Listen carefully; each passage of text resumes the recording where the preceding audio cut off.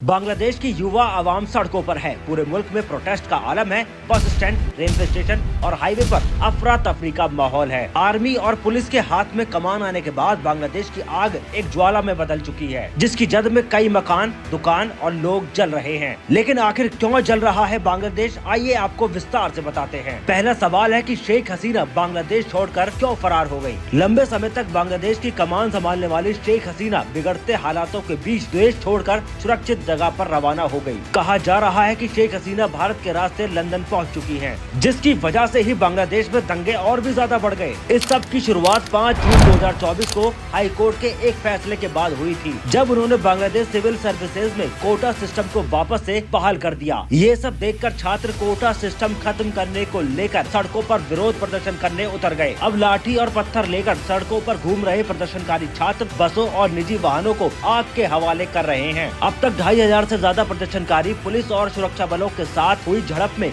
जख्मी हुए हैं। देश में मोबाइल इंटरनेट सर्विस बंद कर दी गई है। बांग्लादेश में हुई हिंसा में अब तक 300 से ज्यादा लोग मारे गए हैं। इसके बाद प्रदर्शनकारियों ने 15 जुलाई को फिर से झड़प शुरू कर दी थी, जिसके बाद सभी विश्वविद्यालय, कॉलेज और सेकेंडरी स्कूल अनिश्चित काल के लिए बंद कर दिए गए। 16 जुलाई को और भी भयंकर झड़प हुई और इसके बाद शेख हसीना ने बांग्लादेश को संबोधित किया और हत्याओं की न्यायिक जाँच की घोषणा की। हालांकि फिर भी हिंसा कम नहीं हुई। बांग्लादेशी सरकार ने 20 जुलाई को राष्ट्रव्यापी कर्फ्यू लगा दिया और सेना को तैनात कर दिया। इसके बाद 23 जुलाई को सरकार की तरफ से एक सर्कुलर जारी करके कहा गया कि कोटा सिस्टम में बदलाव किए जाएंगे, लेकिन प्रदर्शनकारी इस पर भी राजी नहीं हुए। इसके बाद सरकार ने रेड तेज कर दी और गिरफ्तारियां की जाने लगी। इसी दौरान यूएन की तरफ से बांग्लादेश सरकार से कहा गया कि वो प्रदर्शनकारियों पर अत्याचार न करें और न ही इंटरनेट सेवाओं को बहाल करें। 29 जुलाई के बाद से प्रदर्शनकारियों ने अपना विरोध और भी ज्यादा कर दिया। इसी के चलते शेख हसीना को बांग्लादेश में हो रहे बड़े स्तर पर विरोध प्रदर्शनों की वजह से इस्तीफा देना पड़ा। हाल ही में प्रदर्शनकारी ढाका स्थित पीएम आवास में घुस गए। बांग्लादेश में विवादित कोटा सिस्टम के खिलाफ अभी भी प्रदर्शन चल रहा है। इस सिस्टम के तहत 1971 में बांग्लादेश की स्वतंत्रता के लिए लड़े गए संग्राम में हिस्सा लेने वालों के रिश्तेदारों को 30% सरकारी नौकरियां दी जाती थी। छात्रों का कहना है कि इस सिस्टम के जरिए शेख हसीना और उनकी पार्टी अपने वफादारों को फायदा पहुँचाती है। बांग्लादेश के सेना प्रमुख जनरल वकार उज जमा द्वारा प्रधानमंत्री शेख हसीना के इस्तीफे की घोषणा के बाद प्रदर्शनकारी अपनी जीत का जश्न मनाने के लिए सड़कों पर उतर आए। बांग्लादेश से आई तस्वीरों में प्रदर्शनकारी पीएम के सरकारी आवास के अंदर घुस गए। हालांकि उस समय शेख हसीना वहां से निकल चुकी थी। हालांकि ताज़ा तस्वीरों में प्रदर्शनकारी छात्रों को पीएम आवास में तोड़फोड़ और लूटपाट करते हुए कैप्चर किया गया है। फिलहाल बांग्लादेशी प्रधानमंत्री शेख हसीना के इस्तीफे के बाद आर्मी रूल लागू कर दिया गया है, जिसके बाद इस पूरे मुल्क में आगजनी का माहौल है। वहाँ के उपद्रवी छात्रों ने शेख हसीना के घर पर कब्जा कर लिया है। इसके अलावा आरक्षण की आग में हिंदुओं का भी कत्लेआम किया जा रहा है। ऐसे में इन दंगों का नतीजा क्या होगा, इस पर अभी तक सवालिया निशान है।